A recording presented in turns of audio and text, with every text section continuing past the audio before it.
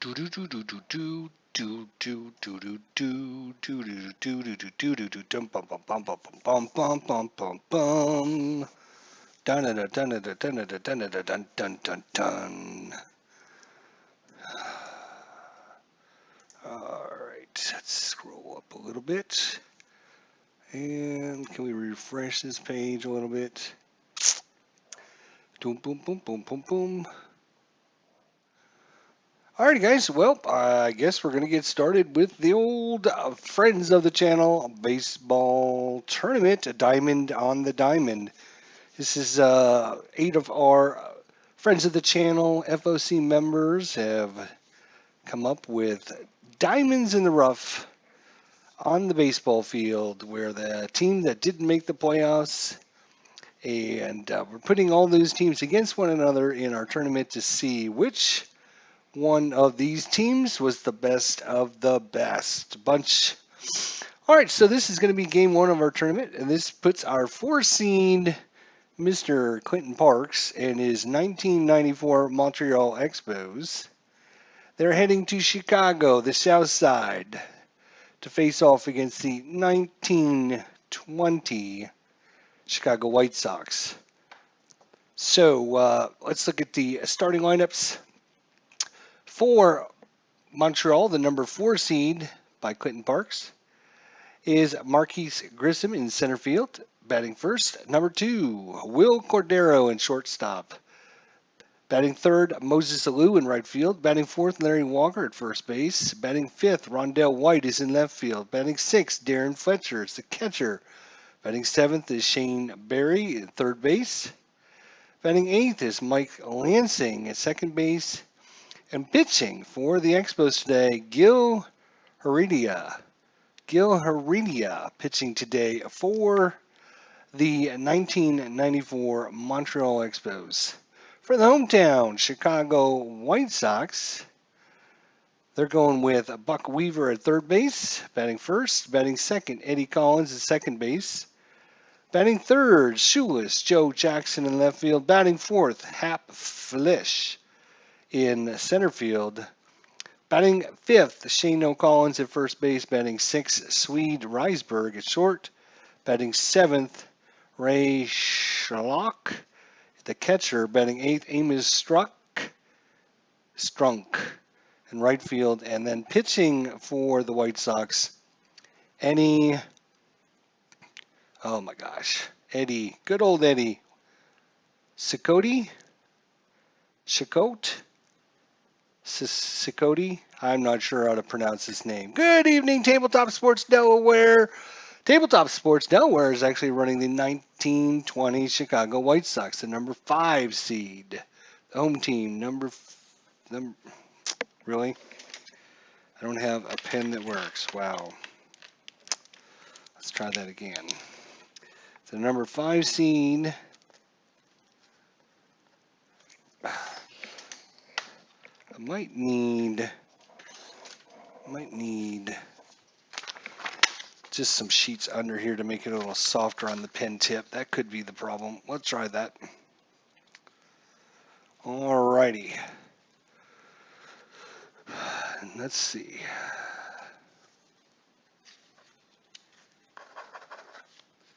Alright, number 5 seed. And the number 4 seed is the visitor, actually. Alright. Ray Shock, like chalk. Okay. Hey, Hap Flesh, like Welsh. Hap Welsh. Flesh. Sure. Sure. You go with that. I'll go with mine. Alright, so we're going to be playing roster card, as you can see. For those of you who are unfamiliar with roster card, we're going to be rolling 2 10-sided dice and a 6-sided dice. The 10-sided dice go from 0, 0, right, up to 99, right, 99. And based on the dice roll, then you're going to look and see what that result is for that number. We're going to be using black as the tens place, white as the singles place. So in this case, if we roll them, we would end up with a 23. We would look and see who's at batting. One team is basically on their own card. Here's the batters, here's the pitchers. So when we look at this, we're looking at the batters and then the pitcher for the other team, and then we switch this when they switch sides. So that's pretty much as simple as it goes. And so there we go. All right, let's gotta line this back up now. So, APBA chatter, what's going on? And the Braves and Nats are on YouTube as well. All right, so yeah, I've got all of their little, each of the different managers sent me a sheet on how they want to run their team with their relievers, different substitutions, when to bring in people, etc., etc. I will try and do my very best to follow their expert reasoning, but hopefully, you know, they can make it to the live streams and make it a little easier on me to let me know exactly, you know, if they're in the live stream, they can tell me to make a certain move for their team, you know, which would be very, very helpful, obviously. All right. So again, I'm not a super expert at this game. It's not very complex. There's only a couple of pages of rules, right? Only a couple of pages of rules. So, you know, I might have to look up a few things here or there, but, you know, it should go pretty good. There's only like 3 pages of charts that you use, and that's basically just when there is advancement for base runners or out with base runners. If there's nobody on, then normally you just look at the dice, the white dice, and determine what position it went to. So if Marquis Grissom was out and we rolled, you know, 55 or whatever, the 5 would tell us it went to third base. So it'd just be a ground out to third or pop out. It doesn't really matter. It's still an out, right? All right.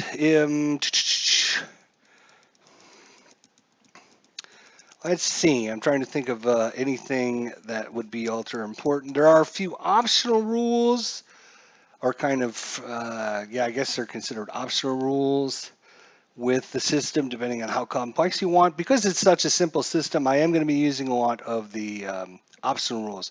One of the optional rules is adjustment for stealing using the catcher's throw rating, which we will be using, and also using the ballpark effects on any extra base hit attempts. So we will be using that. So we are playing in Olympic, no, we are not playing in Olympic Stadium. We are actually playing in Comiskey Park. So for left-handed batters, it's a -6, and right-handed batters, it's a -6 as well. So any extra base hit will be -6 right off the bat because of the park, and then that will be further adjusted by the pitcher's values as well. I think that's about everything, so let's get things underway. Again, for those of you who haven't played roster card, basically, we're going to be looking at these 2 10-sided dice. Usually the low value numbers, if you look at the position players, low numbers are usually going to give them extra base hits or singles or walks. And those usually range anywhere from 0-1 up to 30. And then once you start getting in the high 30s, low 40s, it's going to be strikeouts. And then anything that ranges up to 56, 5-6. And that's going to be an out. And then 57, 58, and 59 are all lefty-righty splits. And then if it's a 60 number, we're going to look at the pitcher for that. If it's a 60 number, and that's going to tell us whether it was a hit or an out. And then the 70s are going to be walks. Again, we'll look to see if it's a walk or an out. And then the 80s are strikeouts or walks. 90 and 91 are going to be your wild pitch checks. And then 92 to 99 are going to be your different defensive position player checks. So we'll have to show you when those come up. All right, so we are getting on the way again. If you're just joining us, it looks like I will go ahead and reel off the lineup one more time for everyone. This is Game number 1 of our tournament. It is the 4 seed 1994 Montreal Expos going to the 5 seed 1920 Chicago White Sox. For the Montreal Expos, Marquise Grissom in center field, Will Cordero at short, Moses Alou in right, Larry Walker is at first, Rondell White is in left, Darian Fletcher is the catcher, Sean Barry is at third, and Mike Langston is the second baseman. Pitching today is Gil Herrera, and he is a right-hander, so I'm going to put that down as an R so I don't have to look that up.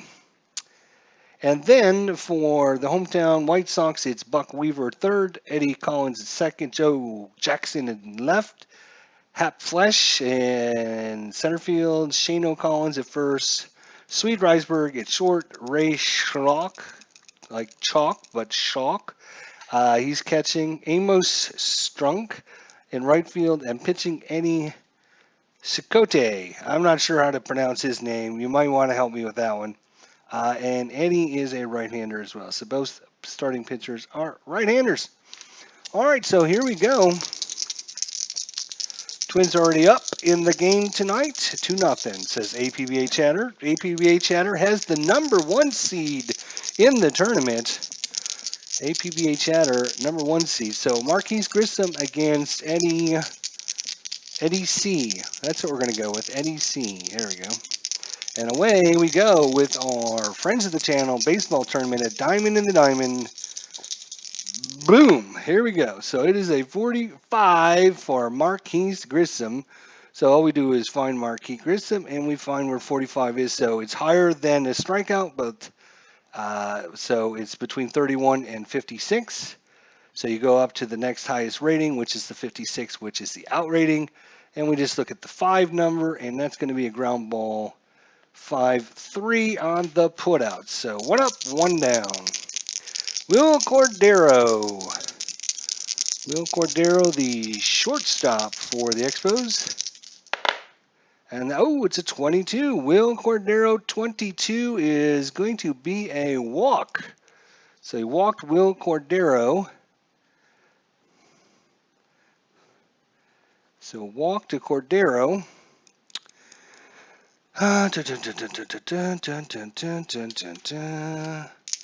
That's going to bring up Moses Alou, the right fielder.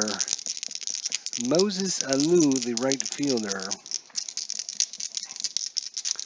All right, here we go. Hey, Dale, how you doing? Good to see you. Thanks for coming by. Top of the first, 1 on, 1 out for Moses Alou.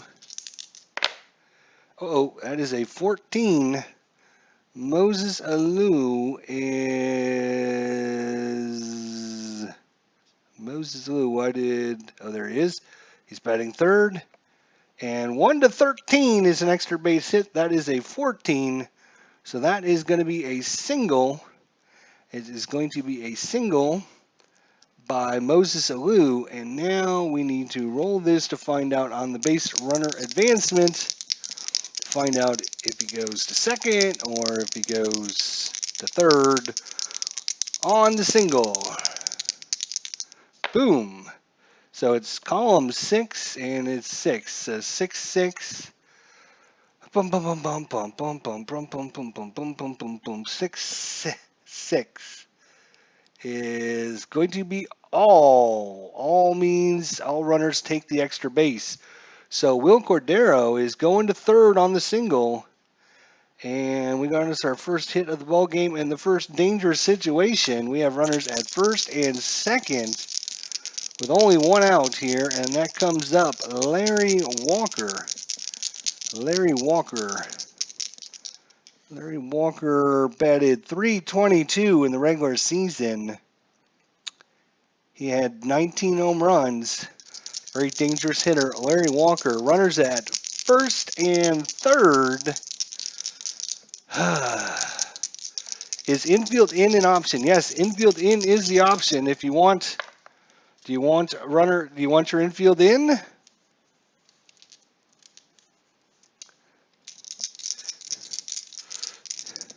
You can play, yes, you do have the option to play, again, for those of you who haven't played, there is,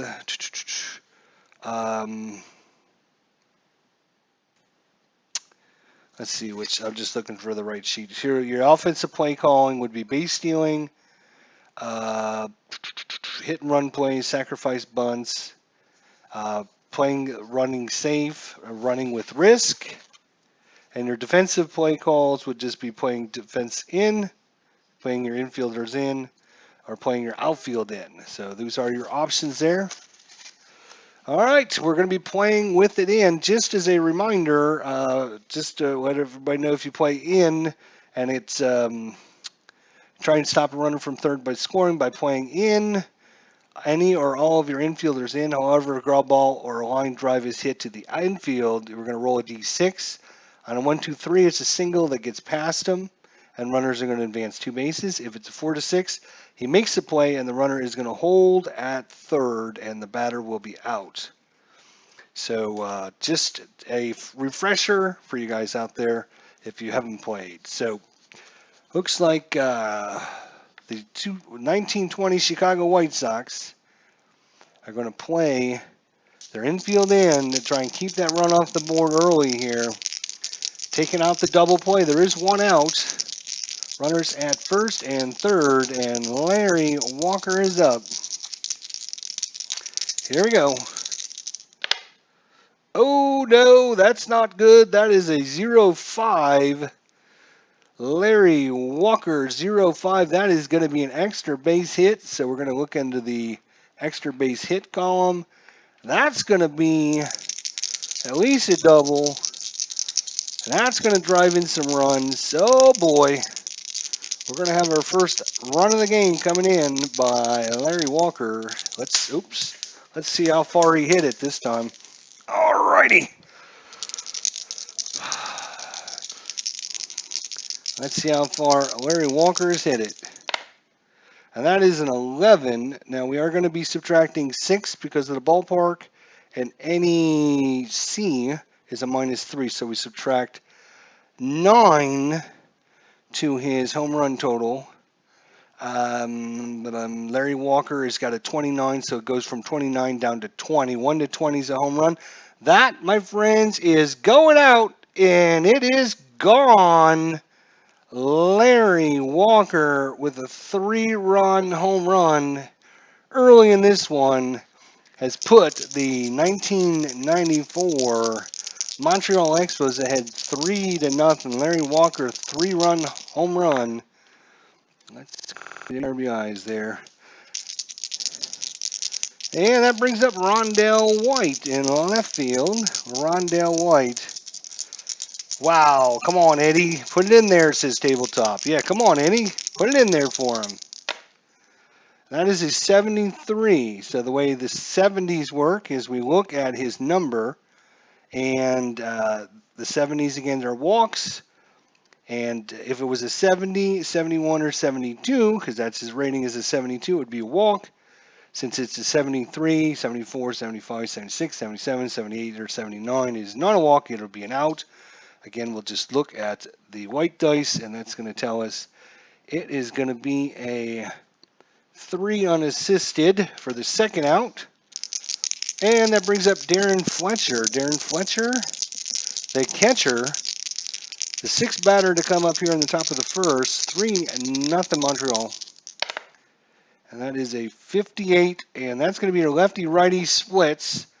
50, 57, 58, and 59 are always lefty-righty splits. So Darren Fletcher is a lefty.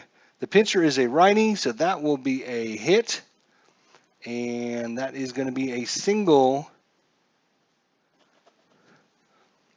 because it's opposite. If it's the same, then it's an out. If it's opposite, then it's a hit. So 2 outs, a man on first for Shane Barry. Come on, says Tabletop Sports Tower. Come on, Annie. Come on, Annie. You can do it. Shane Barry, the 7th hitter. That's a 42. Normally your 40s are probably going to be outs, but let's just double check. Shane Barry. And, yep, 33 is a strikeout. 56 is an out, so that'll be an out. And it goes to 2, so we're just going to call that a pop-up to 2. And that's going to do it for the first inning, but not before the Montreal Expos jump out to a 3-0 lead on the 3-run home run by Larry Walker. So all we have to do is just switch our sheets. We have the batting team now on top and the pitcher down here. And I like to line it up so that the bottom of this page, so I can just look at the top line, and that's the pitcher spot. It makes things very easy. All right, so there you go. The hometown team down 3-0 here in the first inning, but their turn to bat. Buck Weaver, the third baseman's up first. Buck Weaver batted .331 in the regular season. Well, almost dropped my dice. That would have been a shame. Oh, 0-5. A lot of low rolls are going to be helpful for the hitters. So who's up? Buck Weaver's up. And that is 1-7 is an extra base hit. That is a 0-5, so that is going to be an extra base hit. Again, we subtract 3 for the pitcher, 6 for the field, Kaminsky Park. So that's a -9, and Buck Weaver is, he's a 5 for a home run, so he will not hit a home run. Buck Weaver will not hit a home run. He will roll a 55, and that's going to fall into the doubles category. So leadoff double by Buck Weaver, and the 1920 Chicago White Sox are on the board just like that. Got the runner on. Eddie Collins is up. Eddie Collins is second baseman. He batted .372. Wow, .372. Let's see what he can do here with the runner on second. As a 43, it's usually, again, not a good number. 43. Who's up? Eddie Collins. And sure enough, that is going to be an out. Now, we must bowl because there's a runner on first. Find out what kind of out it is. Oops. It's a 2 and a 5, so second column, 5 down is DP. So you can simply look. Here's your different columns: 1, 2, 3, 4, 5, 6, and then 0 to 9. In this case, it was a 2 and a 5, so we go down to the 5, and that says DP.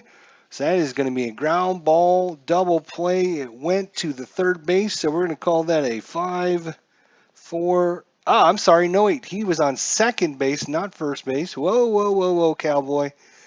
That's my bad. He rolled a 2 and a 5. He advances. Sorry, that is my bad. It's just going to be a 5-3 put out with advancing from second to third. That's my bad. My bad. Everyone relax. I'm not sure if anyone's telling me in the chat that I screwed it up. I realize that. So Eddie Collins grounds to third, and it says advance. So advance means runner advances, batter is out. So it doesn't matter. It went to third base, but there you go.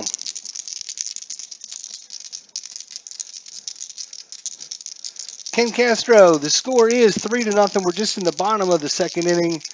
The Chicago White Sox, there was a 3-run home run hit by Larry Walker in the top of the first.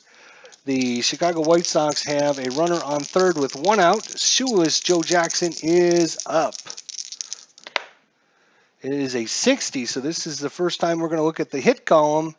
Hit column for Gil Heredia is 68.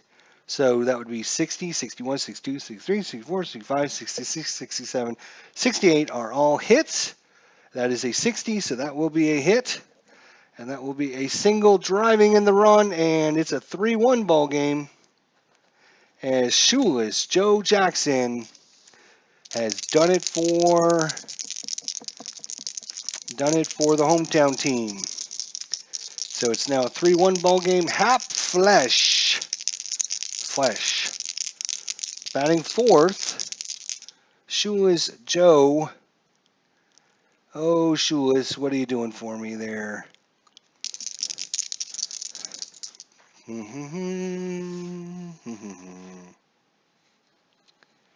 right.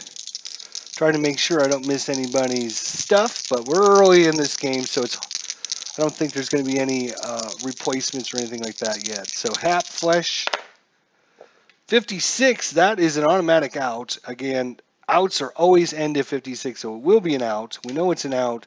Now we just have to see what kind of out it is. This time there is a runner on first, so I will make sure I refer to the proper chart as a 4 and a 4, and that is going to be a ground ball to second. And we need to check the second baseman, his arm rating. So the second baseman is Mike Lansing. So we're going to look at Mike Lansing. And at second base, he has actually a strong arm. If he had a weak arm, it would just be a fielder's choice. But because he has a strong arm, that is going to be a 4-6-3 double play. And that will end it. But after one inning, it is 3-2-1 going into the second inning.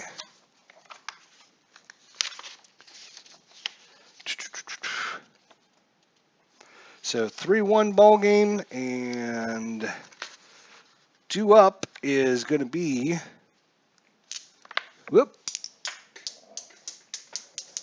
and I dropped the damn dice, which is not good, but I found it, and then I dropped it again, and then I found it again. Okay, Mike Lansing, the eighth hitter.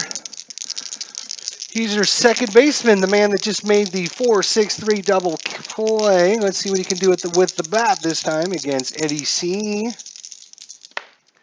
That's a 27. 27 for Lansing is going to be an out, actually. He goes 25 is a strikeout. So 25, for him, it would be 26 up to 56 is an out. So Mike Lansing is going to be out, and we just look at the white dice. That says it's going to be an F7, and we come up to the pitcher spot, Gil Heredia.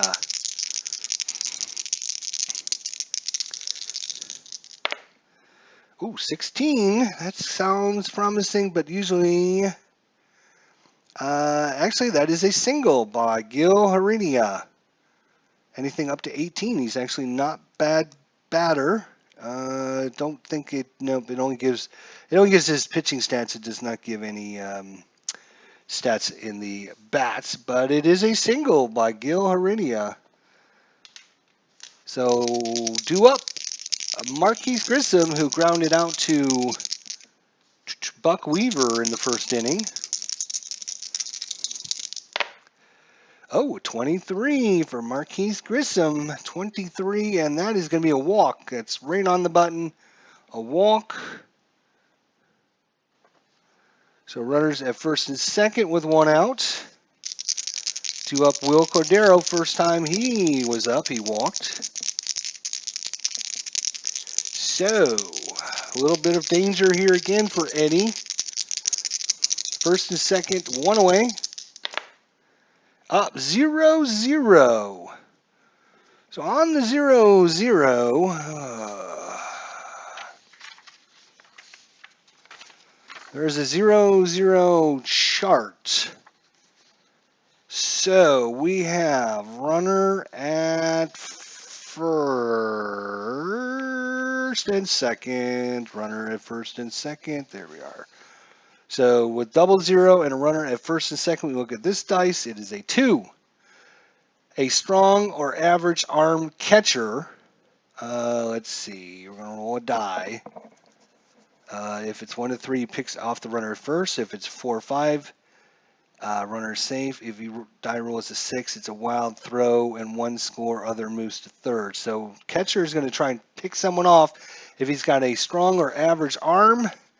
In this case, our catcher happens to be Ray,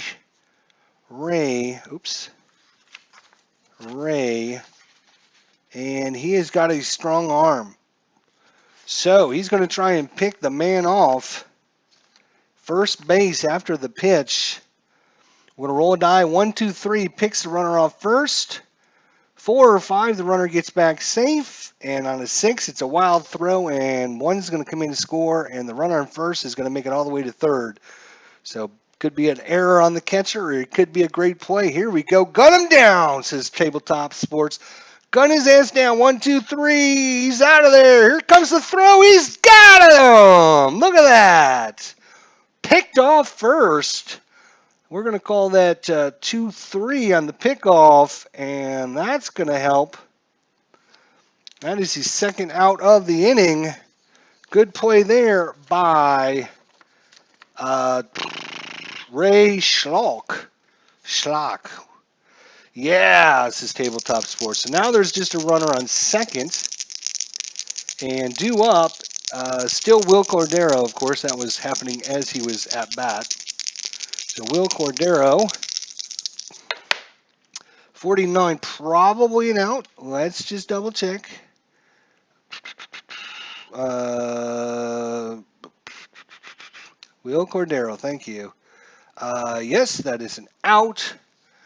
And we're just going to call that a fly because it's third out. It doesn't matter what kind of out it is. It's going to be an F9, and that's going to do it. There was 1 hit, no runs, no errors. We go to the bottom of the second, still 3-1 for your Montreal Expos. And we just need to switch these papers so I don't screw that up. Go on the bottom of the second. Due up is going to be Shano Collins. Shano is the first baseman. 78. That is not a walk, so it's going to be an out, and it's just going to be a fly ball to center field. One away. Swede Reisberg.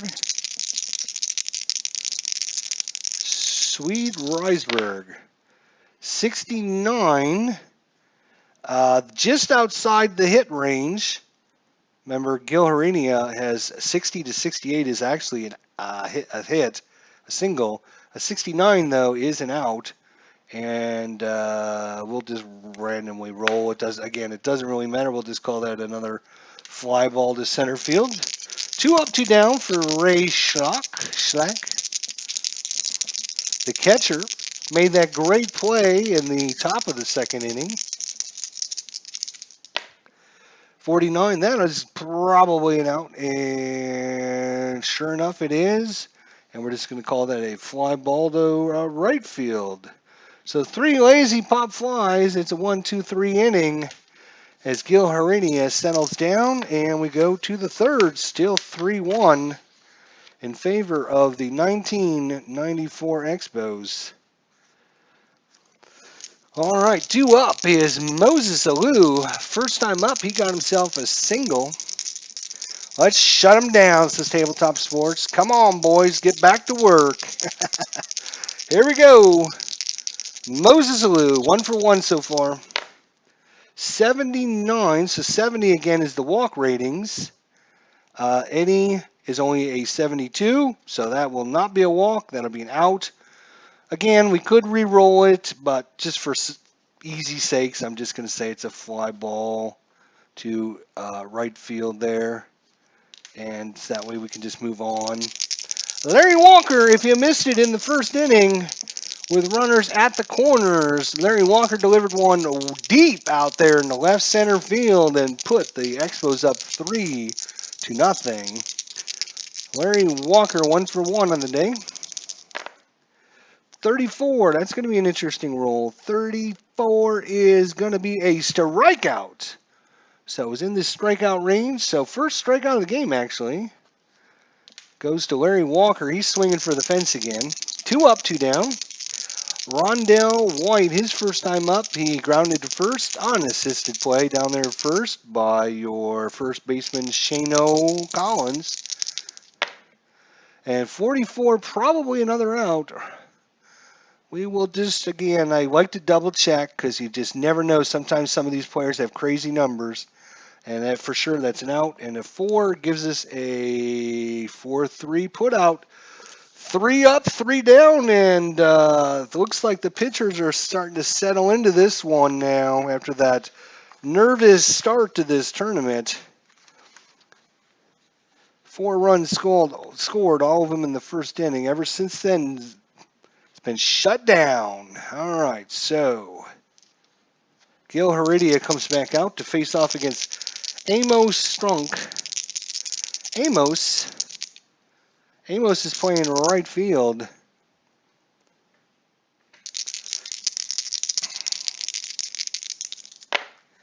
Oh, 12. That could be a good one. And that is a single, solid single by Amos. Not an extra base hit.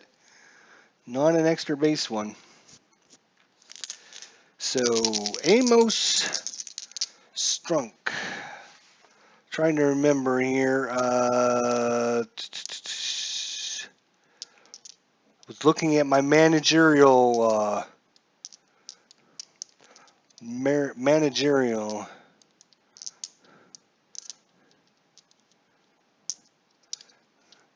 Knuckles has finally found his grooves. His tabletop bunt for Cicotte. Okay. If we get to that spot. Oh, we are at that spot. Yes. So the pitcher spot is up. Let's look at his rating before I tell you anything. I'm going to make sure you understand his rating here. Where is he? He's up here. That's where he is.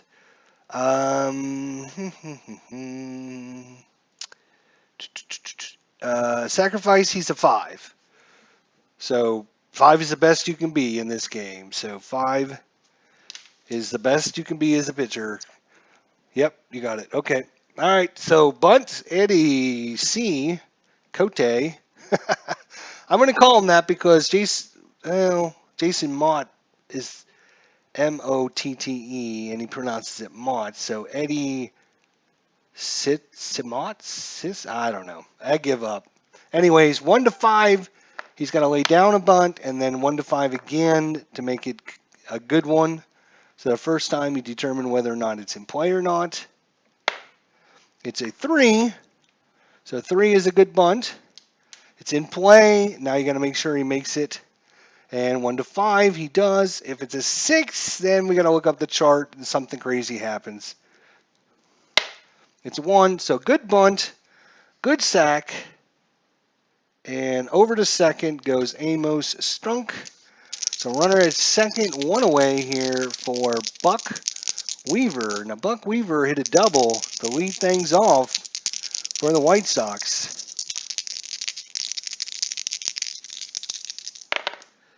$75. That is going to be your walk chance. Gil Heredia is only a 70. He doesn't walk many people, so that will be an out.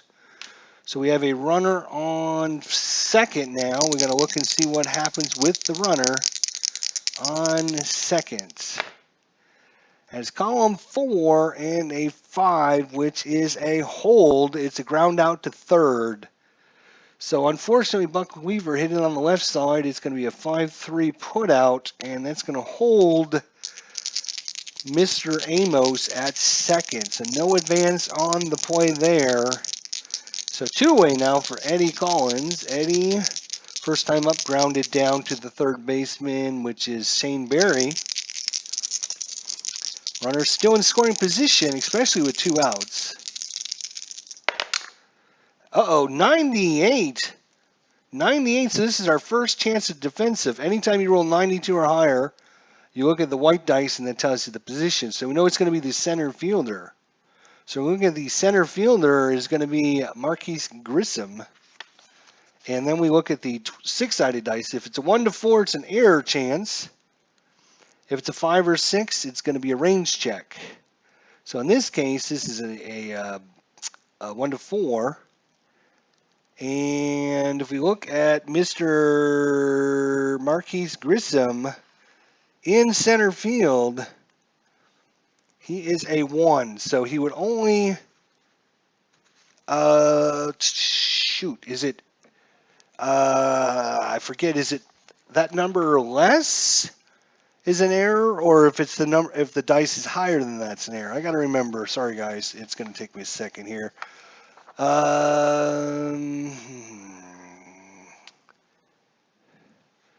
Right. Okay. So error. The number Is the error rating referred to the D6? If it's less than or equal to that number, it's an error. Right, okay, so because he's got a 1, right, is that what he had was a 1? Marquise Grissom is a 1, yes, so it'd have to be a 1 for it to be an error, and it's not, so it's going to be a good play out there in center field. We'll call that F8. So 1 hit, a sacrifice, a ground ball out, and a fly ball, and it's scoreless in that inning. Number and less is an error, right? Okay, got you there. I wanted to double check and make sure. All right, so we are now into the 4th inning. We are cruising right along. Again, this game goes really fast to play. If you are new to roster card, it's really fast.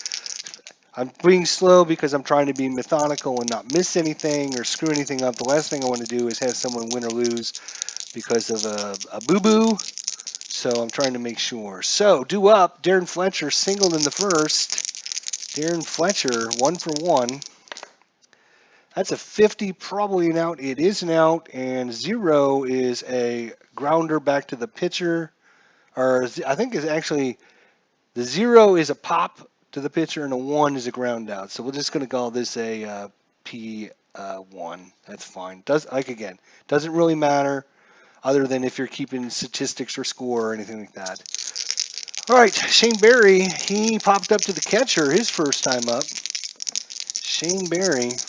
Hey, Mr. Clinton Parks, how you doing, buddy? Good to see you. So since he just joined us, we'll kind of recap. We're in the top of the 4th inning. The Montreal Expos. First inning, ground ball out by Marquise Grissom. Will Cordero walked. Moses Alou singled Cordero over to third. So runners at the corners for Larry Walker, and the replay went something like this. That was hit well. That's going back into left field. That is gone. Larry Walker, 3-run home run for the Montreal Expos. And they have taken a 3-0 lead here in Kaminsky Park. Since then, not a lot going on. Bunch of ground outs. There was a single by Fletcher. A single by your pitcher, Gil Heredia, actually got a single.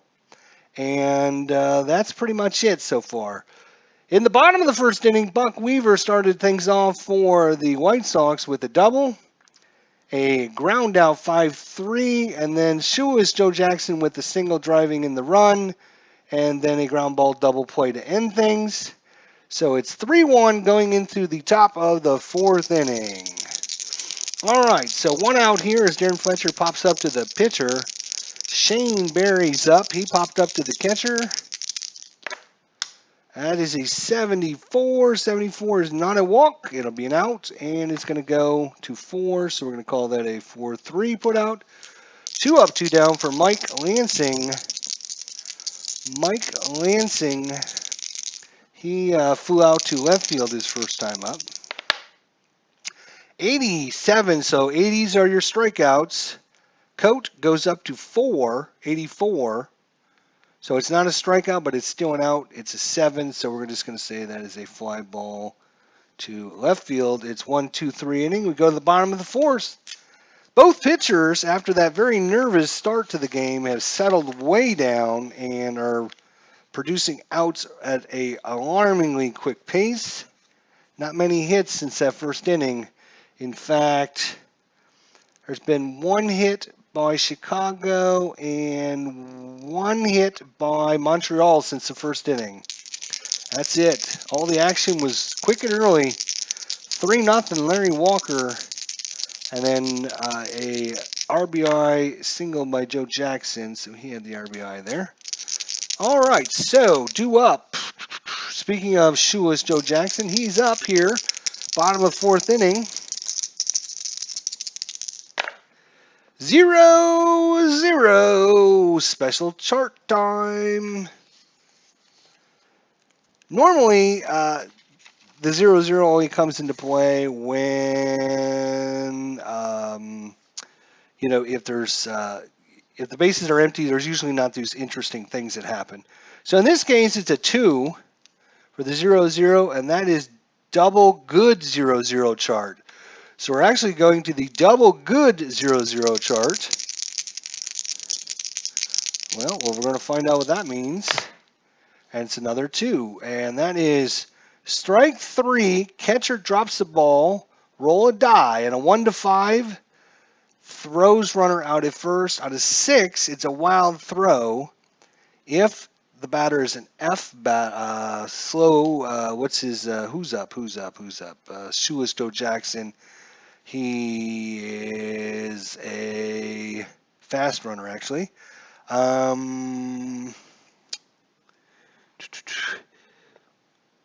If F batter and the catcher pass ball rating is 3 or more, then he makes it all the way to second. So we're checking to see it's going to be a strikeout. Now the question is, does the catcher throw him out because he dropped the ball?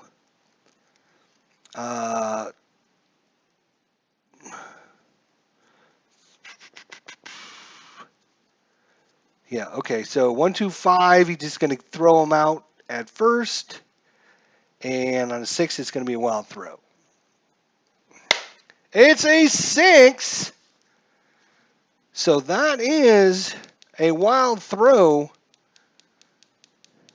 We do have an F. Shoeless Joe Jackson is an F runner. Now we need to check the catcher pass ball rating. The pass ball rating for Darren Fletcher is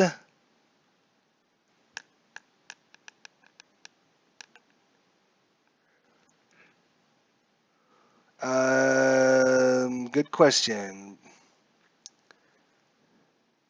What is his pass ball rating?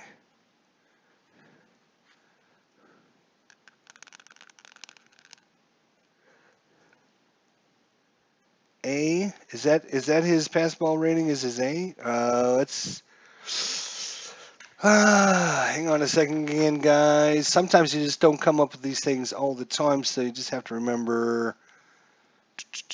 I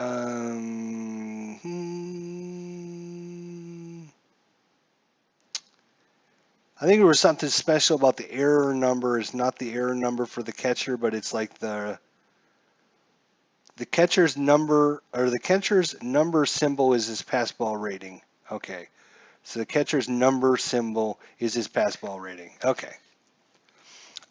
So in this case, the pass ball rating for Darren Fletcher is a 0. So he will not make the error on the throw. He's going to get the runner out at first. We're going to call that a 2-3 put out. Came close, though. He thought about throwing it away. Came close to it. All right. Here we go. 1 out. Hap Flesh. 2 up. 0-3, and he might have gotten a hold of one. He did. That one's hit well. -6 for the ballpark. -3 for Gil Heredius. A -9. He's at 20. So if this is a, what is that, 11 or less, it is gone. Hap Flesh, he's got a hold of one. Let's see where it goes. 95. That is maybe actually good, though, as that is higher than a double. That is going to be a triple for Hap Flesh with the triple in the corner. And the White Sox can't get it back in until Hap Flesh is all the way around. He is a fast runner. So a triple by Hap Flesh and a runner in scoring position with 1 out here. Shano Collins is up. Flesh to third, says Tabletop. Oh, he wants to try the squeeze well. Shano.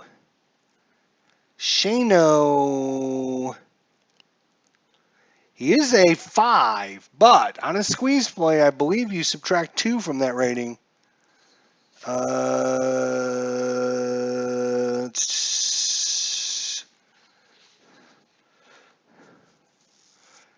Suicide squeeze bunt chart with runner on third base. He reduces sacrifice hit rating of 2. If the batter misses the ball in the first roll, runner out at home. If the batter gets the butt down, the runner on third scores.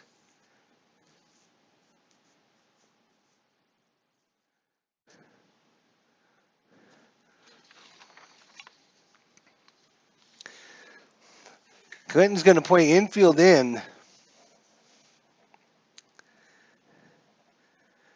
You have your basic sacrifice bunt, but that does not take into consideration when a runner is on third. I believe you have to use...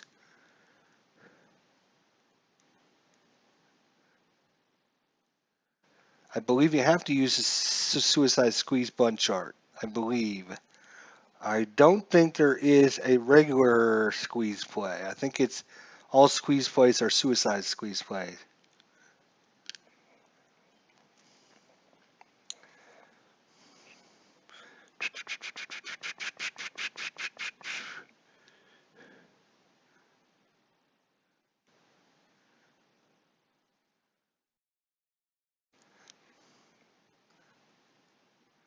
Yeah, because that isn't even part of the bunt. So the bunts are just this middle section is all there is on bunting. There's the basic sacrifice bunt, the optional fielding to the bunt.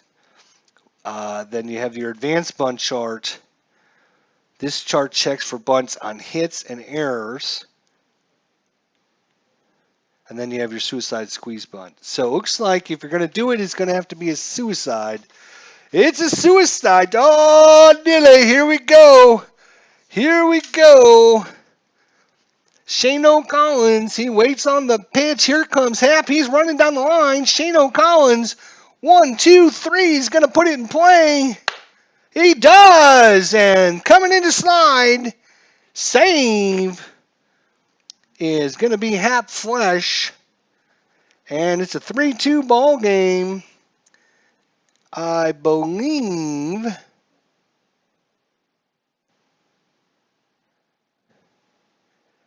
the batter gets the bunt down, the run from third scores. If it's popped up, it's a 6. Runner on third is out. It's a double play. If it's a 6, it wasn't a 6 though. So we're just gonna call that a.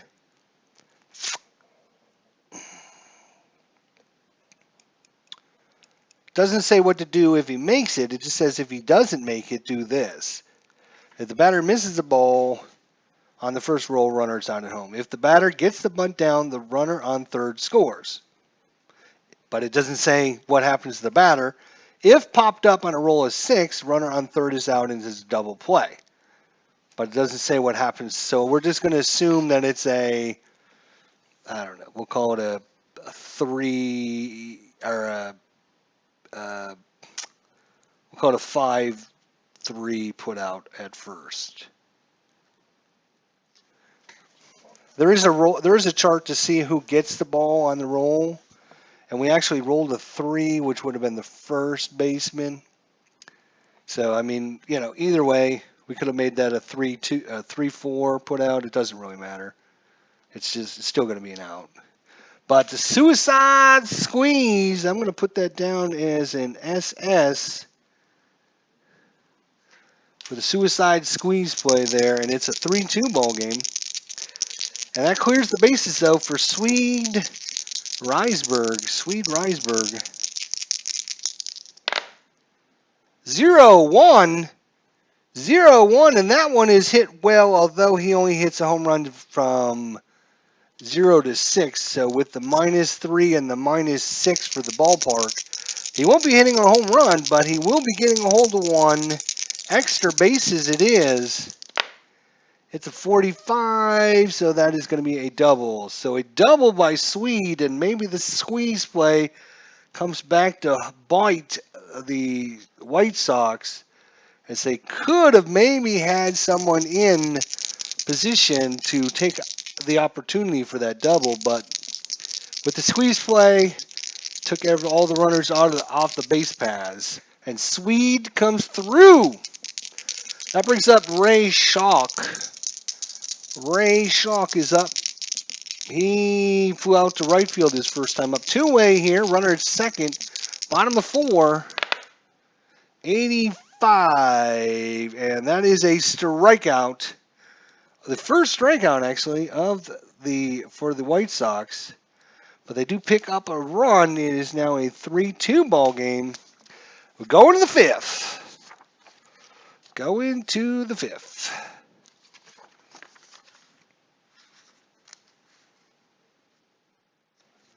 All right, here we go. Due up is Gil Heredia. Gil Heredia is still in there. Where's my little managerial sheet that I printed out? Just so you guys know, I have everyone's little sheet all printed out just to make sure anybody doesn't want anything crazy. It's still a little early in the game for that crazy nonsense to come into play, but we'll see. All right, Eddie Cicote is coming back out to face off against Gil Heredia.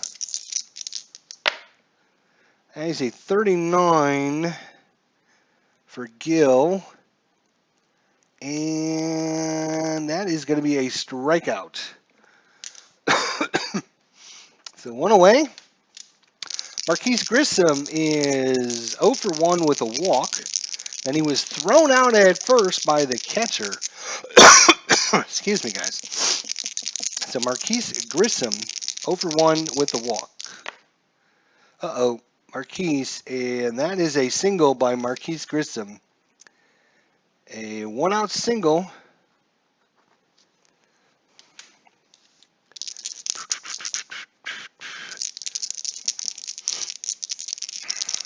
Due up, Will Cordero. He walked in the first and flew out to right field in the second. 81. That is your strikeout range. And he goes up to 84, so that is another strikeout. So we didn't have any strikeout in the first 3 innings, and all of a sudden we have 1, 2, 3, 4 of them. So about time the pitchers started swinging and missing. So 2 away for Moses Alou. Moses Alou singled in the first, flew out to right field in the 3rd inning. Moses Alou, 21, and that is a single. We have to see what happens to the runner on first. How far does he go?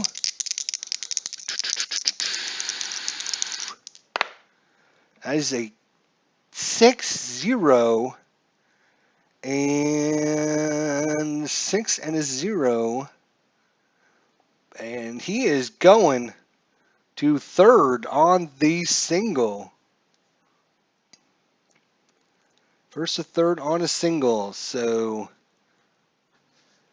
Marquise Grissom goes to third, and Moses Alou's on first. And once again, runners on the corners for Larry Walker.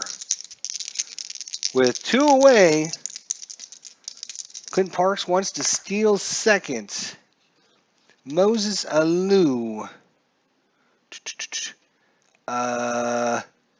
You better think twice about that, buddy. He only has a 54% chance of making it if he can get the jump. And the catcher is a strong arm catcher, so it's -10 on that. So he's down to a 44% chance if he gets the jump. Do you still want to try and steal second? Shock eyes Grissom.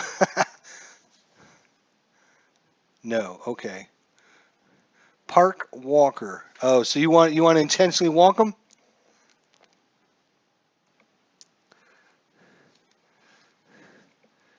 It doesn't trust giving up the hit to Walker, so we have the intentional walk issued to Larry Walker, and that's going to load the bases. So bases loaded for Rondell White. Rondell White. Fortunately, we do have both of the managers tonight in the chat, so they're able to help with their strategies, which is great. So we have Grissom on third, Alou on second, Larry Walker is at first, Rondell White at the bat, grounded to first unassisted and grounded to second in the third. So he's 0 for 2. And away we go. Looking to see, just giving everyone a chance to make sure. Here we go. Uh-oh. 28 for, who's this? Rondell White. 28, and that is going to be a strikeout. 24 is a hit by pitch. 36 is a strikeout. That is a 28 that falls between those two, so it will be a strikeout. And big NEC strikes out the side. Gave up a couple hits in between that, but a big strikeout. I thought 28 was going to be trouble. But 28 was just a little bit too high. Yep, Rondell White, 24, hit by pitch, 36 for the strikeout. So nothing going in the fifth for the Expos, and a golden opportunity comes by the wayside. That brings back out Gil Heredia. We are in the bottom of the fifth inning. Way to go, Eddie, says Tabletop Sports. So we're in the bottom of the fifth. It looks like Amos Strunk is coming up. He's 1 for 1 with a single in the third. Amos, 84. That's going to be your strikeout. All 80s are bad for the batters. All 80s, because it's either a strikeout or it's going to be an out. So 84 is what Gil likes. Swinging at the Nietzsche. Stay right, 3. That brings up the pitcher, Andy Cicote. And yes, I've named him like 6 different names so far, but I'm just going to keep doing it because I know Clinton Parks is probably pulling the last little bit of gray hair he's got out. Eddie C. Sisati. Go! 52, that'll be an out, especially with the pitcher. Just to double check. Yeah, anything over 14 is an out. So 2, we'll just call that a pop up to the catcher. 2 away for Buck Weaver.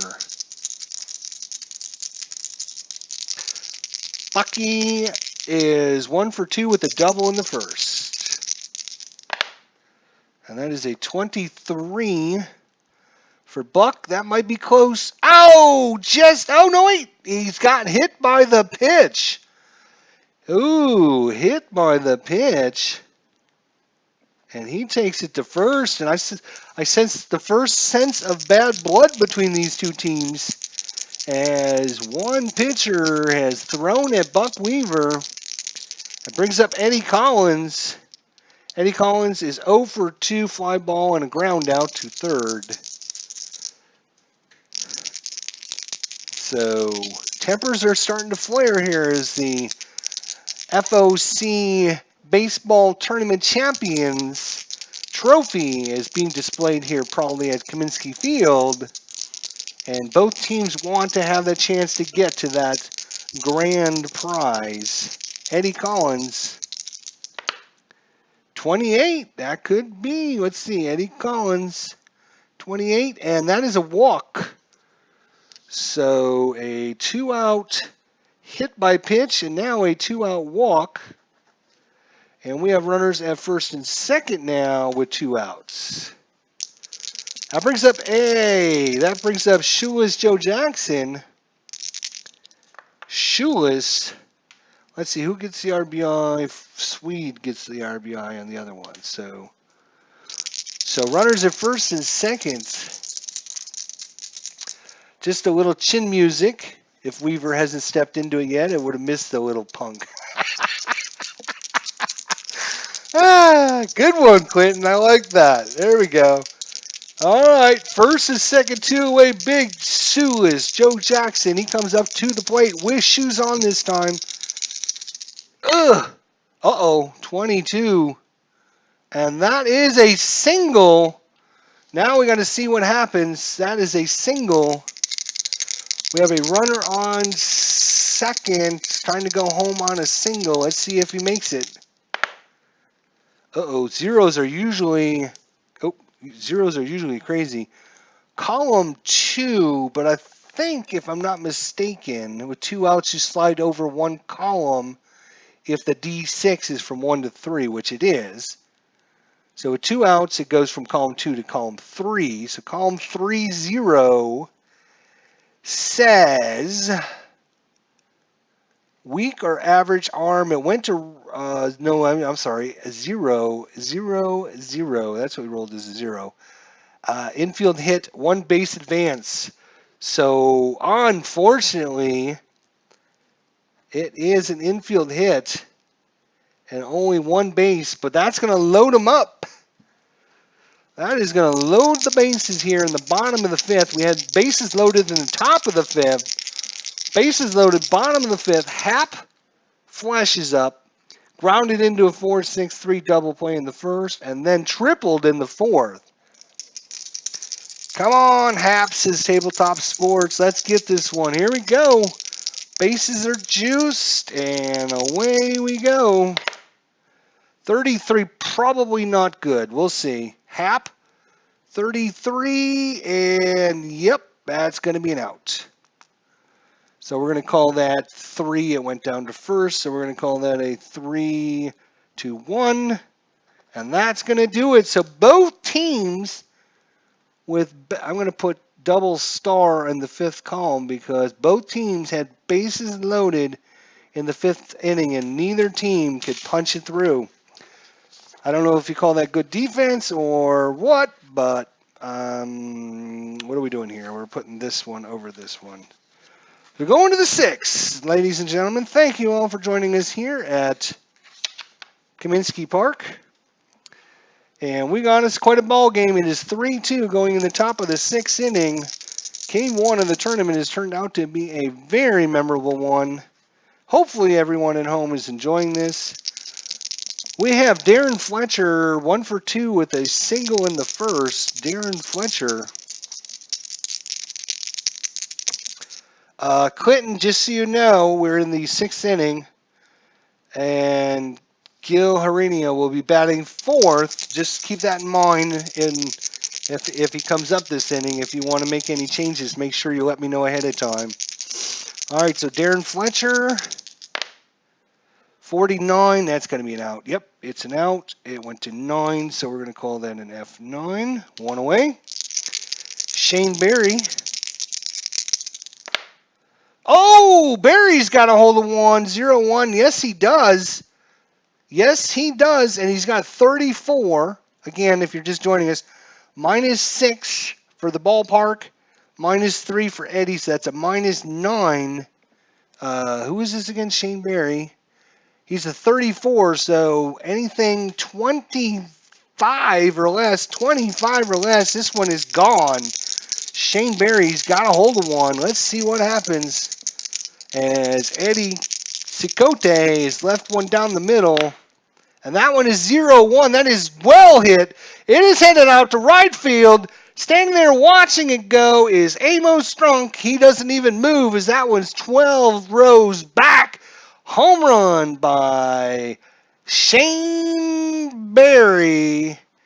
And the Montreal Expos put a little bit of power into things today. Their second home run of the game here in the sixth inning. Mike Lansing. Mike Lansing is now up. Mike Lansing, second baseman. He's flew out to left field twice. Let's see if he can try something different here. 0-8, and that one might be hit. Well, Mike Lansing, no, he's only a 0-7. So it's still a single. 8-17 is a single. So a solid single, just didn't quite get enough of that ball to make it go. But now, the pitcher spot, Gil Heredia is up. I'll give Clinton a second just to make sure he doesn't want to make any. There is 1 out, 1 on. You are now up 4-2 with the home run by Shane Berry. I don't think, let me just double check his notes. See, again, I've got everyone's notes for all the different games we're playing. Let me just double check just to make sure he doesn't say anything crazy, like take this pitcher out, blah, blah, blah. Nope. So unless I hear from him, I'm going to go with the pitcher spot. Let him hit. All right, here we go. He is 1 for 2 with a single in the second, by the way. I just thought I would throw that out. 91, so 90 and 91 are your wild pitch ratings. Any Cicote is a 1. That is a 1. He's a 1. That is a 1, so that is going to be a wild pitch. And Lansing takes off for second on the wild pitch. So re-roll for Gil Heredia. The runner is second now. Do you want him to bunt with the runner at second now? Clinton? Gil Heredia is a... He is sacrificing is a... Ooh, he's only a 2. Sacrifice hitting, he's only a 2. I would not recommend you bunting. 1-2 is what you would need twice. 1 or 2. First time you need to get the ball down, and then again you need to have it in play. So 1 or 2, you'd have to roll that twice in a row. I would not recommend you do that. Okay, all right. I didn't want you...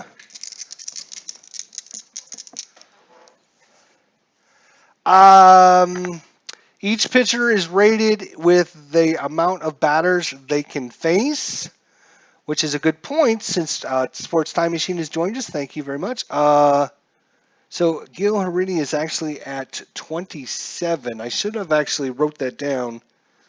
27. Now you can go higher than that. And what happens is every time there's a hit or a walk or anything, your hit number goes up by 1. I believe is what. I have to double check that, but I'm pretty sure that's what happens. So 27 for Gil Heredia. Eddie is 37? Wow. No, that's how many games he started. Eddie is... He's actually a 36 is Eddie. So he can go much deeper, 36, than these wimpy pitchers that pitch like in the 90s and the 2000s, right? As Clinton Parks likes to say. So yeah, never mind on the bunt. Yes, that's a good point. Because that is 9, 18, 19, 20, 22. He's got a little while before he'll hit the 27, actually. So he'll be okay. And this is 27 for Eddie, but he can go up to 36. So he's got a little bit of a... He's got a little bit of a go. So we're going to let Gil Heredia swing because he's just a terrible bunter. So he's actually a good hitter. He goes all the way up to 24 as a single. So basically he's got a 24% chance of getting a hit. So anything 1 to 24 will be a hit, which is a lot higher than all the other. Like, for example, Ken Hill was another pitcher. He was a 7. Pedro Martinez was a 2.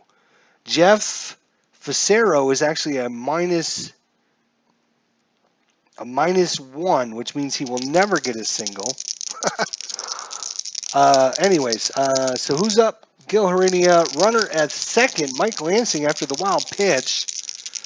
There is only one out. 24, and we just talked about this. Gil Heredia, 24, that is a single by Gil Heredia. He goes 2 for 3 on the day. Let's see what happens to the runner at second. Can he come around to score?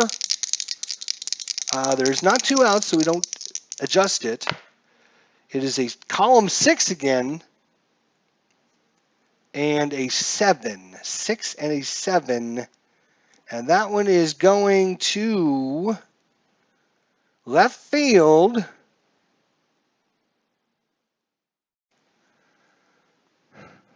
So we're going to check out the left fielder. Who is the left fielder? Left fielder Joe Jackson. Sure is Joe in left field. In left field, he's an average arm. So it is, the reason I'm bringing all this up is because it is advanced second to home on a single. We rolled a 6 and a 7, which is assist, which means, assist means you're going to check the arm of the thrower and find out whether or not they throw him out at home or not. In this case, he's an average arm, so he's going to throw him out on a 1, 2, or 3. A 4, 5, or 6, he's safe. Let's see what happens. Here comes the throw. Shoeless Joe Jackson. He throws it to Ray. Ray gets it and makes the tag. Is it in time? A save! Mike Lansing in there on the single by Gil Heredia. 2 for 3 is Gil. And the Expos put 2 all-important runs on the board here in the top of the 6th inning. And it's not over yet, as there's still only 1 out. Gil Heredia on first.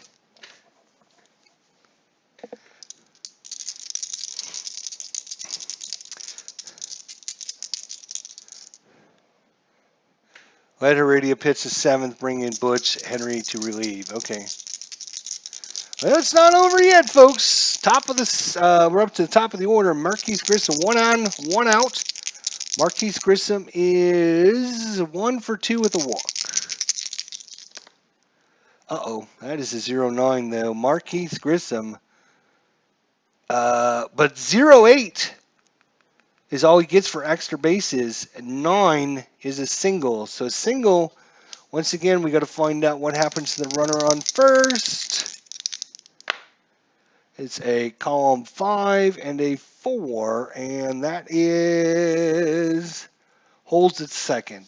It is going to be 5 and a 4. It went to left field, so it was a hold. Holds at second on the single. So runners at first and second now. Only 1 out for Will Cordero. Take me out to the ball game, says Dave Whittle. How you doing, my friend? Good to see you. Good to see you. We got game 1 of our tournament going on here. It is top of the 6th inning. It is 5-2 Expos. Still batting here in the top of the 6th inning. 2 runs in so far. Runners at first and second. The pitcher, Gil Heredia, 2 for 3 with 2 singles. Will Cordero is 0 for 2 with a walk, is Will Cordero. That's at 94. We're going to be checking some defense here. So 4 is second base. That's Eddie Collins. Eddie Collins at second base is a comma. I have to check my chart.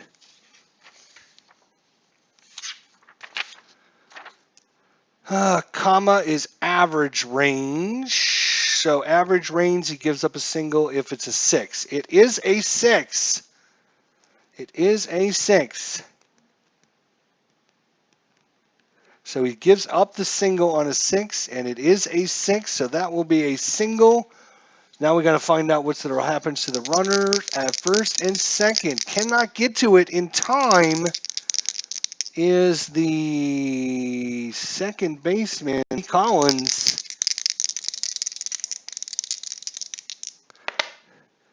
Column 6 again. Oof. We have a runner on second. It's a 6 and a 3. 6 and a 3 says it goes to right field. All runners advance from second to home on the play. 6 and 3. And then 6 and 3, runner first to third. He holds at second. So run comes in. The pitcher, Heredia, comes in from second. Holding at second is Marquise Grissom and Will Cordero with the single. So 3 runs in here for the Expos. And runners at first and second, still only 1 out. Home run, single, single, single, single. That is 4 singles in a row. Moses Alou is up. He is 2 for 3. 2 singles and a fly out to right. Let's see here. 7-4, that's the walk chance. He did not walk him. So now we got a lull for the out. It's an out. We just have to find out what kind of out. 74 actually is what I rolled. So we look at the 7. Actually, we only do that when it's right. 74. 74 is ground out to second. Second to first double play. Others advance first to home double play if bases are loaded or playing in. So it's going to be a double play to end the inning. 4-6-3. But it is 3 runs that come in. And it's a 6-2 ball game, just like that. All right, Gil Heredia comes back out, instructed by his manager to pitch the 7th inning.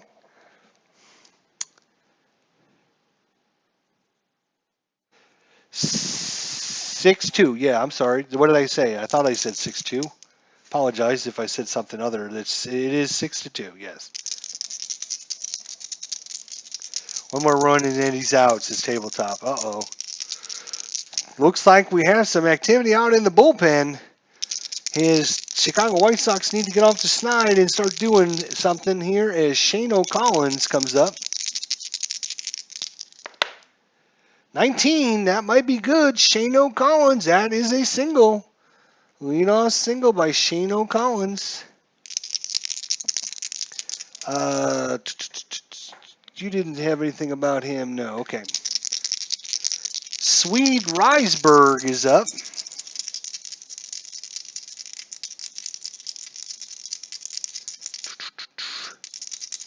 Lefty Williams is unlimbering. All right. Swede Risberg is up, and here we go. 27. 27 is an out. What kind of out is it? Could be bad news or good news. 27. Runner at first. Oh, no. A 6 again. And that is...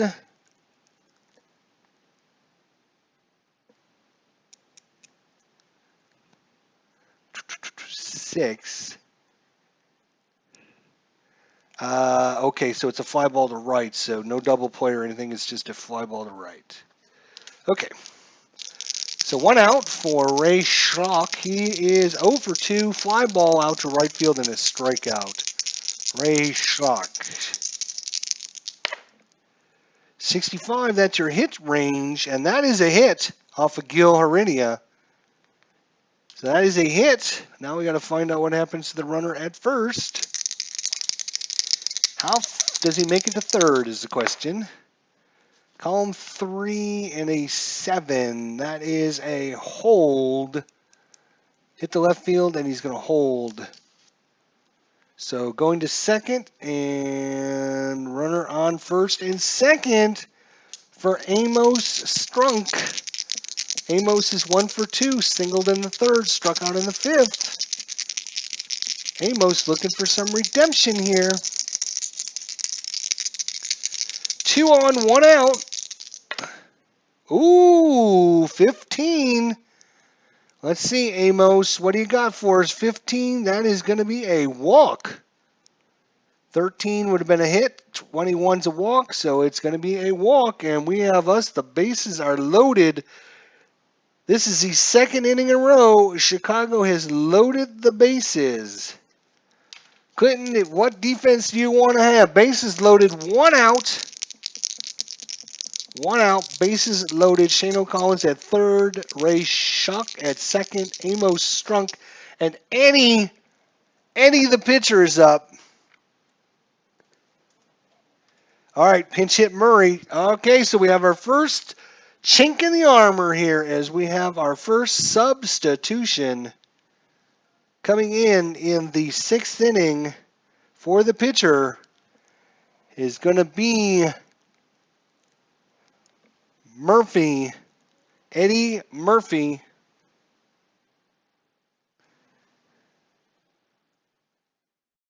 Eddie Murphy's coming in for Eddie Cicote. So pitcher out. Eddie Murphy right here. He's coming in the 6th inning. Bases are juiced. Defense is playing back, going for the double play.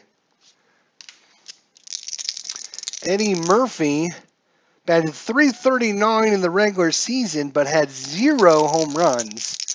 But right now they're not looking for a home run. They just need a solid knock out there into center field, score a couple runs, throw to home for the force if possible. If not, let the run score and go for the double play.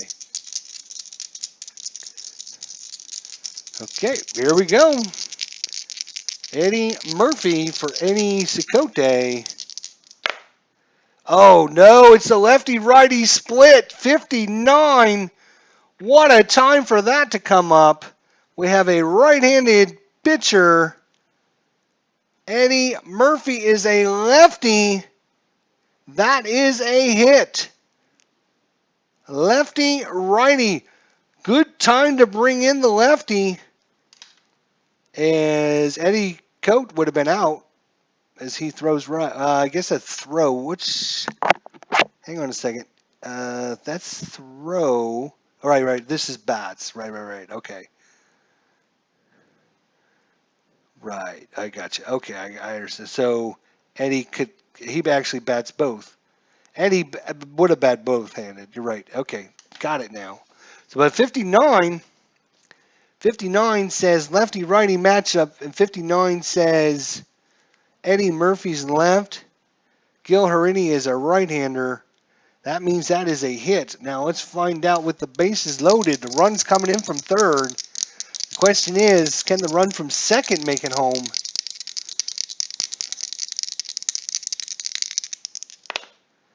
It is a 4. How many outs is there? There is only 1 out, so we don't move the column. 4, 5. Second to home, 4, 5 is an all. So everyone from second would have made it on that. 4 is a bad column. So coming in to score on the single, pinch hit single, coming in to score is Shane O'Collins and Ray Schalk. And going to second on the play is Amos. So runners at first and second, 2 runs in. And due up the top of the lineup, Buck Weaver. Buck is been hit by a pitch. He's got a double and a ground out to third. So Clinton says, all right, that's it. I've had enough. Gil Heredia is out. Gil Heredia is out. Coming in to pitch is going to be Butch Henry. He's coming in the 6th inning. Runners at second and third, still only 1 out. I'm sorry, runners at first and second. First and second with 1 out. Sorry, my bad. Don't want to confuse anybody. Sorry. All right, so Butch Henry.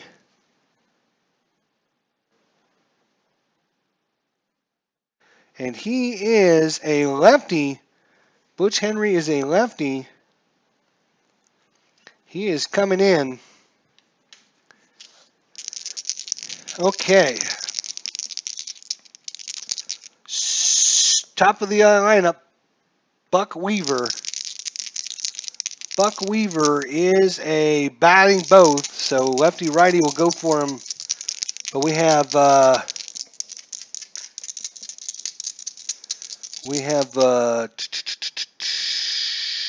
one single. All right. So Buck Weaver's up. Bucky. 97. That's defense again. So 7 says left fielder. Left fielder is going to be Rondell White. Rondell, what's your stats say, buddy? What am I doing? Rondell White.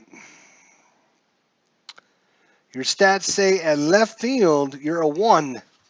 That is a 1. That is an error. An error on the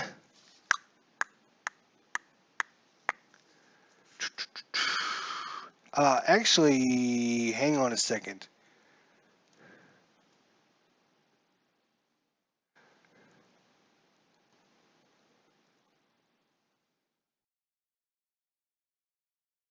Right. Okay. So yeah, one is a one. That is an error.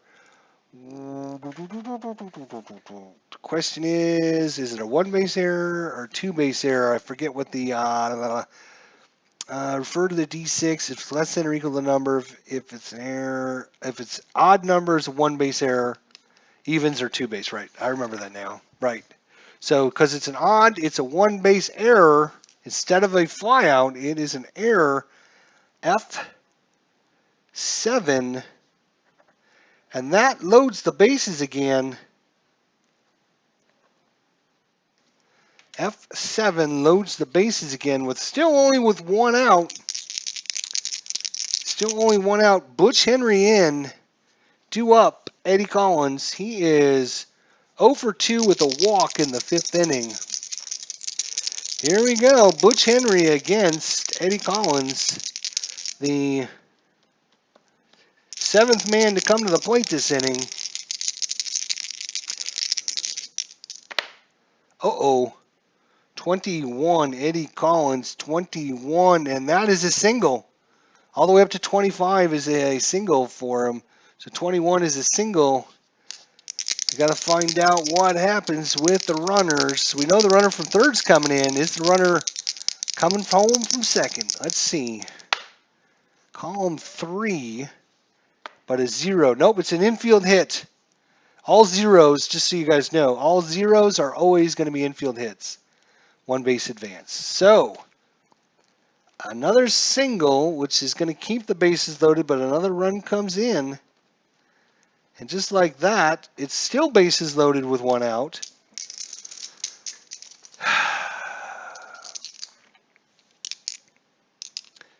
And that is 3 runs in for the hometown White Sox. So that is now a 6-5 ball game. Still bases loaded, only one out. Shoeless Joe Jackson's up. He has 2 singles and a ground out to the catcher.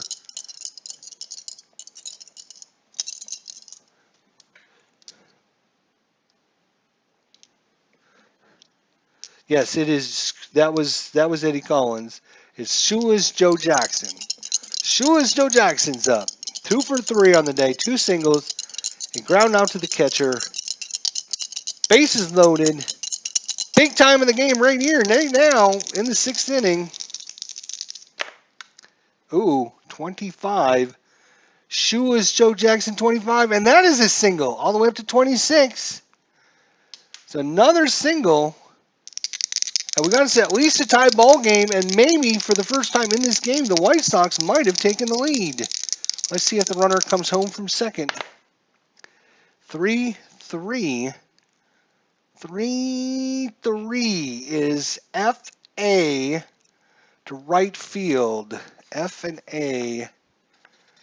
Right fielder is Moses Alou. Right field, he is an S.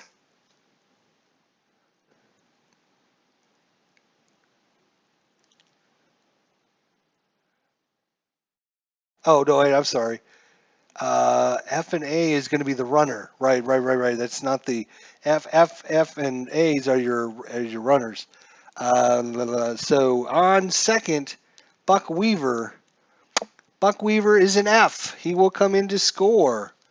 And the White Sox have taken the lead as 2 more runs come in. There's 1, 2, 3, 4, 5 runs here in the bottom of the 6th inning. And the 9th man to come up to the plate, Hap Flesh is up. It is a 2, 4, 6, 7-6 ball game. White Sox are taking the lead. 1, 2, 3, 4, 5 runs in. Butch Henry has come in and given up an error didn't help. F7 error. Then a single and another single. Hap Flesh is up.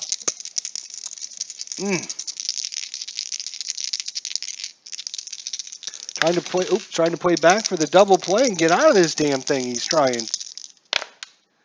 Oh no, another defensive check. 9-9, so 9 is the right fielder. Right fielder is Moses Alou. I don't remember what he was. Moses Alou is a star. Star means great range. And he's going to save all singles.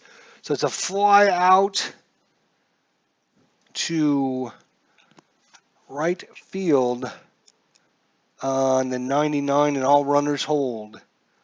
So that is an F9. Good range. That's a range play. He makes all range plays. And we're going to have to continue the 6th inning on the next column as we bat it around. So still bases, no, I'm sorry, bases are not loaded. It is runners at first and second. 2 away now for Shano Collins. Shano Collins, first time up this inning, singled.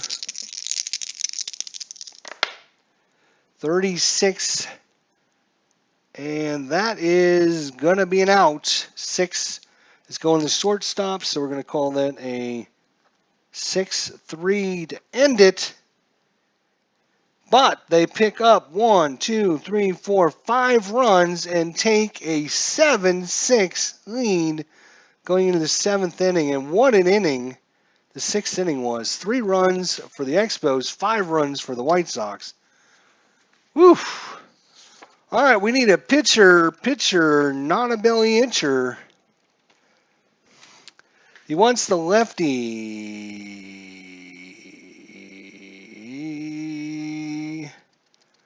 I'm not sure who that is, the lefty. Oh, Lefty Williams probably. All right.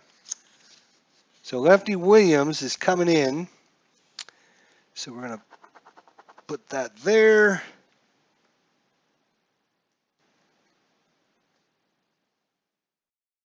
He's coming in the 7th inning. Lefty Williams is coming into the 7th. And Lefty Williams is a lefty, so that's convenient. Lefty Williams, and he is a lefty. All right, Lefty Williams against Larry Walker.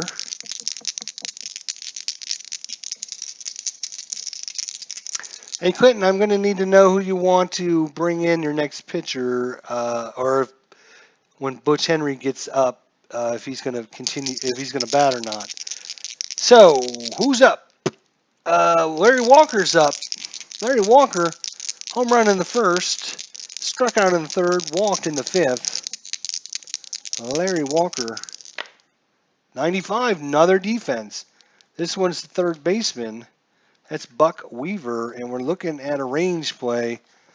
Buck Weaver at 3rd base. He's a comma. Comma means average. So he gives up a single. If the D6 is a 6, it is a 5. So he does not. He makes the play. And that is going to be a... That's going to be a 5-3 put out. Rondell White. Rondell is 0 for 3 on the game. Not scared of Walker no more, says Tabletop. 89. 89 is going to be your strikeout range. Lefty is all the way up to 87. That's an 89. There'll still be an out. It's going to be a fly ball to right field, F9. Sometimes you want the out instead of the strikeout because you might get a double play. Other times you don't. You'd rather have the strikeout because, you can have runners, tagging in from 3rd or whatever. So 2 away. Darren Fletcher is 1 for 3 with a single in the 1st. Uh-oh, 0-1. That one is hit well. Darren Fletcher, 34, minus 6 for the ballpark. But Lefty Williams, he adds 4 instead of subtract 4. So it's only a minus 2 now. So -2, Darren Fletcher, 34, drops him down to a 32. 1 to 32, and this one is see you later, tied up again. 34, it is not gone. It is not gone. 34. It's -6 for Kaminsky Park. Whether you're lefty or righty, it's -6. Lefty Williams adds 4, so it's a -2, so his 34 drops down to a 32. 34, actually, I believe that is now an out, if I'm not mistaken. If I'm not mistaken, whenever you drop because of that rating, instead of a home run or a double or whatever, it is now an out. Let me find that.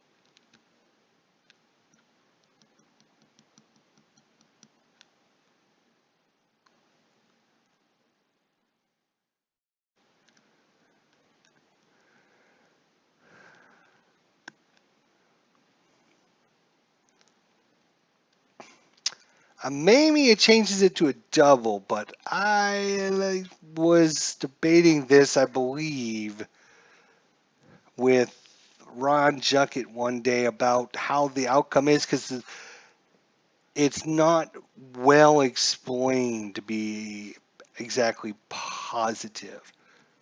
A green home run column for both pitcher and batters work together. It's a simple method and a math head method.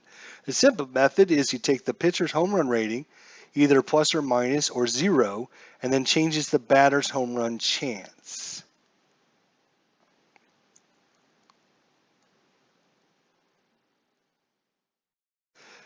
If the batter does not hit a home run because of the negative rating, it is now a flyout. There it is. See, I remember that. So because of the negative rating, the -6 and the 4 is a -2. So 33 or 34, instead of being a home run, is now a flyout. So that is going to be a flyout to F. We'll just call that F8. And that is a 1, 2, 3 inning for the 7th. Scott is coming in to pitch the 7th. Tim Scott coming in the 7th. Tim, he is a right-hander.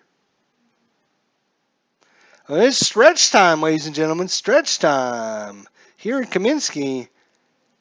And that one came so close to going out. Tim Scott is a right-hander. All right, there we go. So Tim Scott is coming in to pitch. All right, there's Scott. And due up is going to be Swede Reisberg.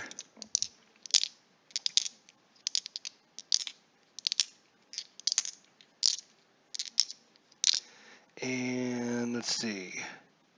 Tim Scott, he's coming in the 7th, right? Okay. All right. So Tim Scott is in the 7th inning.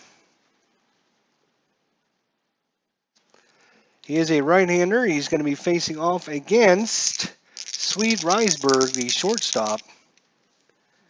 He's 1 for 3 with a double in the 4th inning. Swede Reisberg. 66, so we're going to check right off the bat, and that is all the way up to 67 is a hit off of Tim Scott, 67, so that falls in the range. So Swede is on with the single. Swede is on with the single. And that brings up Ray Schalk.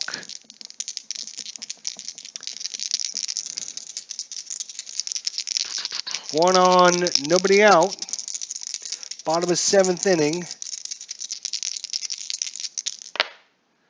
95, it's going to be, this is an error chance.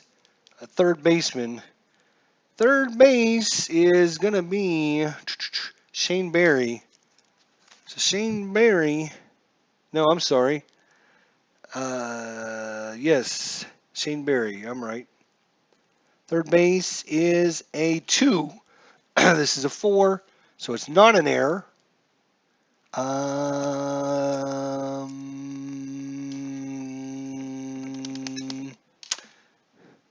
So now we got to find out if what happens to the runner on first. No, because it went to third. Hang on a second. Whenever you do a defensive check,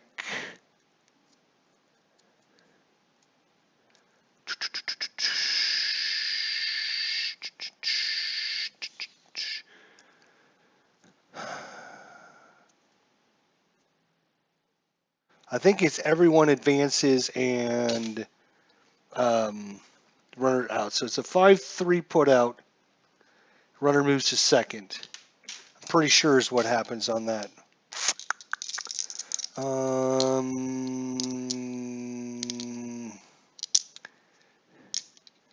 boom, boom, boom.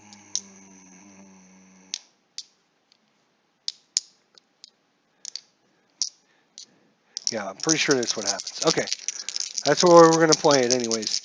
Amos Strunk, 2 for 3, a strikeout and 2 singles. Amos Strunk. Runner at second, 1 out. 7-0 is your walk range. Scott, 74, that would be a walk. Base was open though, so it might not have been that bad an option. Runner to first and second now. For the pitcher spot, Lefty Williams is up. Lefty Williams is up. If you want to make any changes there to the, if Lefty's going to stay in or not. He's going to bunt. Let's see what his, let me just tell you what his rating is just in case. Lefty Williams is a 5. Yeah, it makes sense. All right, so he's going to try and bunt him over. First one's in there. Oh, no! So, now I got to remember what the hell happens on the roll of the 6 on the... if second roll is 6, it's popped up. Roll again. If die roll 2, then lead runner also out. Double play. If second roll is a 6, it's popped up. Roll again. If die roll 2, oh, if the second one is, it's going to be a double play on the pop up. It's not, but it's a pop up. So that's going to be a simple P1. Pops them up to the pitcher. So 2-away there for Buck Weaver. Lucy pulled out the football again. Yep. And a 60, and we know that is a hit again. Tim Scott is a 67. So what kind of hit is it? The runner from second, is he coming home? I don't need this dice. Is the runner from second coming home? There is 2 outs. So it shifts a column, so it's going to go to a 2, but it's a 0. Remember I said earlier, Eddie 0 is always an infield hit. So that's going to load the bases again. Holy crap. Bases are juiced for Eddie Collins. This is the 3rd inning in a row. 5th, 6th, and now the 7th inning. The White Sox have had the bases loaded. There is 2 outs. Eddie Collins, ground ball to third, fly out to center, a walk, and a single. Quite a productive day there for Eddie Collins.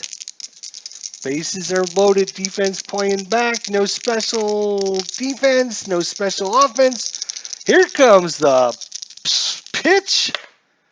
Oh, my God. Another 60. That is going to be bad because that is another single. For Tim Scott, Clinton, unfortunately, he just got through sixes to come up. So run comes in from third, and now let's find out if the run comes home from second. It is a 2 and a 4. I'm sorry, a 4 and a 2. And he does. So on the single, 2 runs score.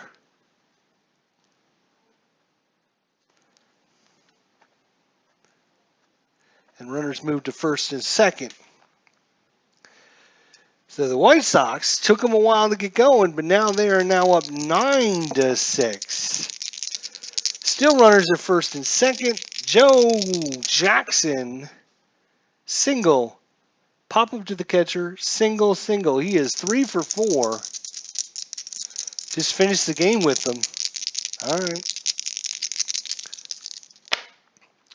29, that might actually be okay because, well, it's going to walk the bases loaded. Bases are loaded for Hap Flesh. Bottom of 7. Bases loaded, 2 outs. 84, that's going to be good because that'll be a strikeout or an out, one or the other. Tim Scott is an 85, so that is a strikeout. For Clinton, anyways, that's good. And that's going to put 2 runs in. But that's going to do it for the 7th. We move to the 8th. We need a pitcher for the 8th.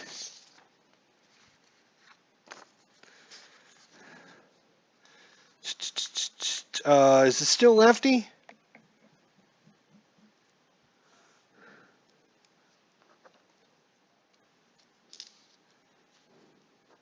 Yeah, it looks like we've only... All right, let's see here. Shane Berry, 1 for 3 with a home run in the 6th inning. Yeah, he bunted. That's right, yeah. So it looks like Lefty Williams coming back out. Let's just make sure Lefty Williams... Yeah, okay. Lefty Williams is coming back out to face off against Shane Berry, right-hander, Mike Lansing, right-hander, and Tim Scott, who didn't have an official at bat.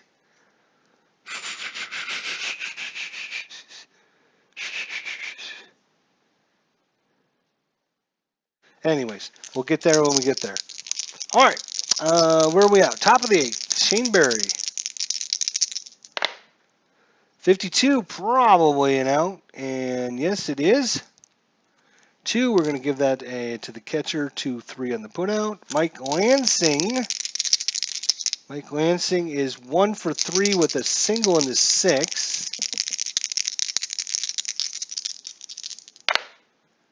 42.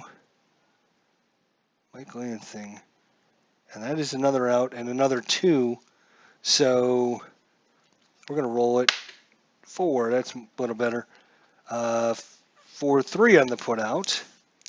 So 2 outs, top of the 8th. Tim Scott. Still going.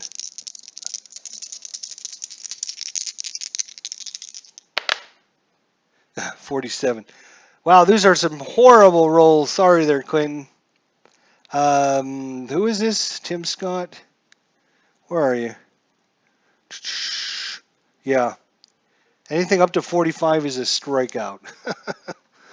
So 1, 2, 3 inning in the top of the 8th. Go to the bottom of the 8th. And Tim Scott's still up. All right. And I got to change this to the 8th inning. All right, due up, Shane O'Collins, who started off the, what inning was that? The 6th inning? Batted twice in the 6th inning.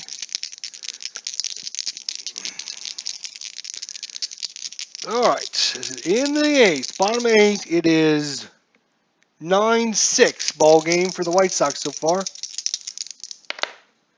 7-3, that is going to be your walk range. Tim Scott, 74, that is a walk. So Shane O'Collins is a walk.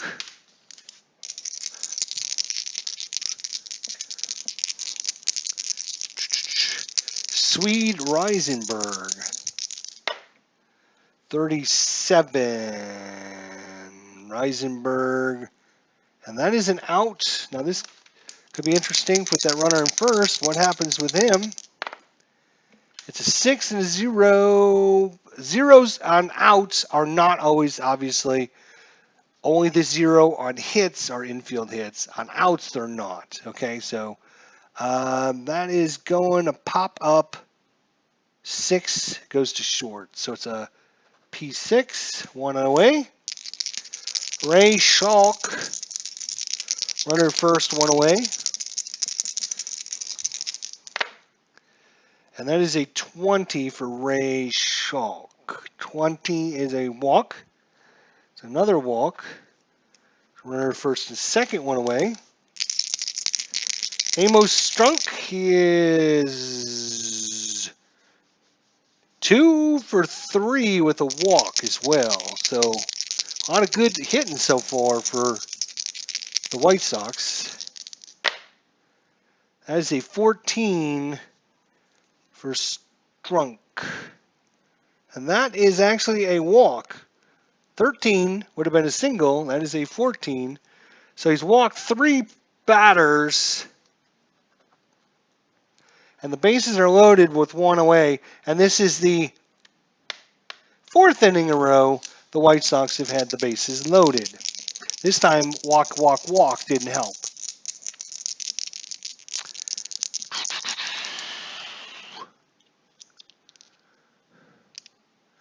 Due up is Lefty Williams, the pitcher. Lefty Williams, the pitcher, with bases loaded. So I don't know if either the White Sox manager or the Expos manager want to make any changes. Now is the time to do it. Bases loaded. Lefty Williams is up. He will get a hit up to 14. He'll walk on a 15. Everything else will be bad. So bases loaded, pitcher up, Lefty Williams. Are you going to close with him? Let him swing away, but we're going to change him out defensively. Okay. All right, Lefty Williams, here you go. 89, that is going to be a strikeout. No, it's going to be an out. It's high, so it's an out. So possible double play here with bases loaded. Let's see. Ooh, it's a 6 column. 6, 6. No, I rolled an 86. Hang on. What did I roll? No, I rolled an 89. Right. I'm looking at the wrong thing. 89 is a fly out to center field, runner on third scores. F runner on second advances to third. Right, that's right. So sacrifice fly on the F8. And your runner, Ray Schalk. He's an average runner, so he won't tag up. So runners is second and third. I'm sorry, first and second, 2 away now. Buck Weaver. Game is already out of hand. You're only down 3 runs, buddy. It's not out of hand. It's only 3 runs. 9-6. Yeah, 3 runs. 92. That's going to be your catcher. And 4 on the catcher, Darren Fletcher. And he's a 0. So that is not an error. And we'll call that a P2. to end the inning, but they did get one. I'm sorry, they do have one run there, right? So 5, 6, 7, 9. It's 10-6 going in the ninth. Yep, it's 4 now. You're right, Clinton. You're right. All right, go in the ninth, and who's coming out to pitch in the ninth inning? Due up is the top of the lineup: Grissom, Cordero, Alou, and Walker. And if it gets to Walker, he could hit a grand slam and tie this bad boy up. Bring in Shovel for the ninth. All right. Shovel Hodge. Shovel Hodge. Shovel Hodge. All right, it's coming in the ninth. It is a 10-6 ball game, but it is the top of the lineup for the Expos. Shovel Hodge coming in the ninth. All right, here we go. Down to the last 3 outs. Marquise Grissom needs to keep things rolling here.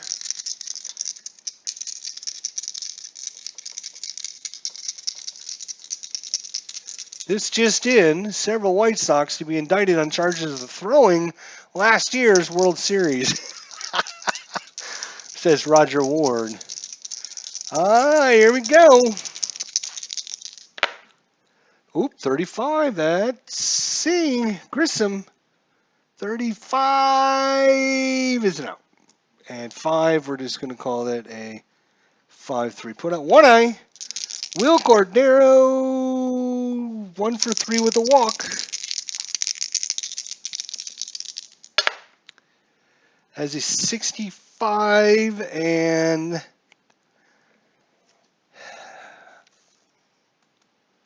now I've got to remember what the hell this meaning is. If he's a ×1, if the hit rating is ×1, for example, then it wipes out any hit in the batter's control area 1 to 59, with the second digit being a 1. 1 to 2 wipes out second digits, blah, blah, blah. So any hit in the bat area 1 to 59. So it's not a hit. It would be an out. We're going to call that another 5-3. And the 1994 Montreal Expos are down to the last out. Moses Alou comes up.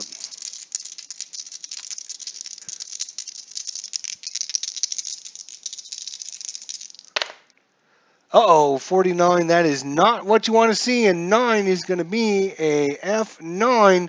And that's going to be a 1-2-3 inning. And we got us a final here in Kaminsky Park. The Chicago White Sox will await the winner of the 1-8 game and move on in the tournament. The Montreal Expos from 1994 will go home. They put up a very valiant effort, 6 runs on lots of hitting. 1, 2, 3, 4, 5, 6, 7, 8, 9, 10, 11 hits, and they did have an error as well. The Chicago White Sox, 10 runs on 1, 2, 3, 4, 5, 6, 7, 8, 9, 10, 11, 12, 13, 14, 15, 16 hits and no errors. That 6th inning was a killer.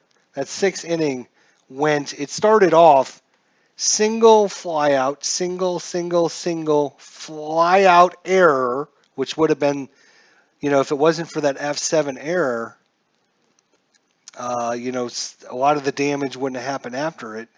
Then single, fly out, ground out.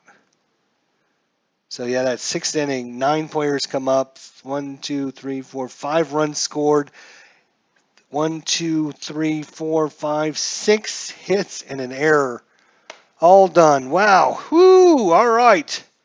There you go, guys. That is game number 1. We will have game number 2 for you guys. Hopefully sometime this weekend. Be sure to stick around. I'll try and let you guys know on the Discord channel when we're going to be able to get it in. I just don't know because it's the wife's birthday this weekend.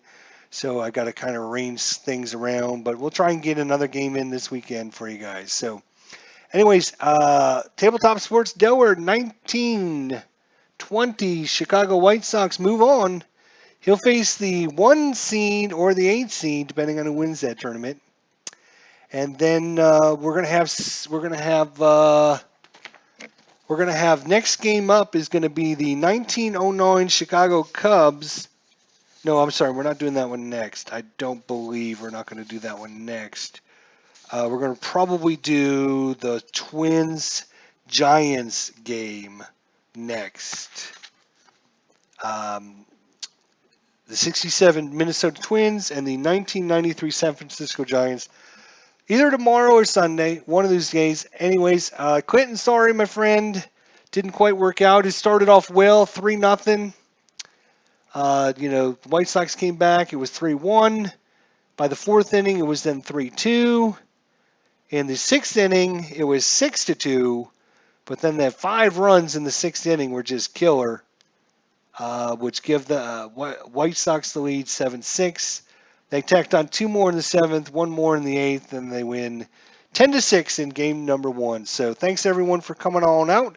Congratulations to Tabletop Sports Delaware, and we'll see everyone for the let's see. This is the 3-6 matchup. The Twins and the Giants will be the 3-6 matchup. The Twins will be going to San Francisco, I believe. Let me bring up my cheat sheet here. Can't remember. No, the Twins are the home team. Sorry. So the Giants are going to the 1967 Twins. All right, guys, have a great night. We'll see everyone very, very soon. Be sure to check out Dave Whittle. He'll probably be running some basketball here. Probably be starting that if he hasn't already. So be sure to check out his channel. And guys, just keep track of what's going on the Discord. Had fun, and hopefully we get another game in this weekend. Till then, everyone have a great night. We'll see you all very, very soon.